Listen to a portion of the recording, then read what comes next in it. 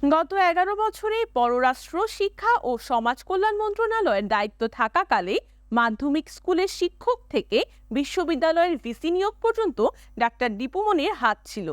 VC নিয়োগের জন্য 2 কোটি এবং কলেজের অধ্যক্ষ নিয়োগের জন্য তিনি 50 লাখ টাকা ঘুষ নিতেন। তার সময় শিক্ষা খাতে এটি ছিল ওপেন সিক্রেট। বিস্তারিত দেখুন ডেস্ক রিপোর্টে।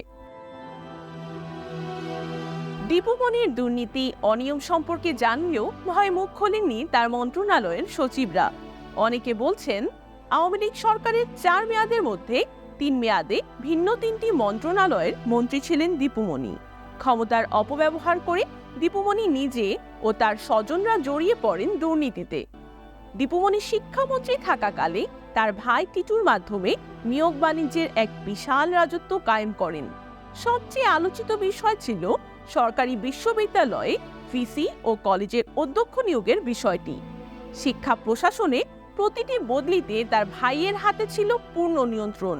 সর্বনিম্ন 2 লাখ থেকে সর্বোচ্চ 20 লাখ টাকায় বেচা বিক্রি হতো শিক্ষা প্রশাসনের নানা পদ। সরকারি বিশ্ববিদ্যালয়ের মধ্যে শুধু ঢাবি, রাবি, চবি, জাহাঙ্গীরনগর বাদে সব বিশ্ববিদ্যালয়ের ভিসি নিয়োগে কম বেশি আর্থিক লেনদেন হয়েছে।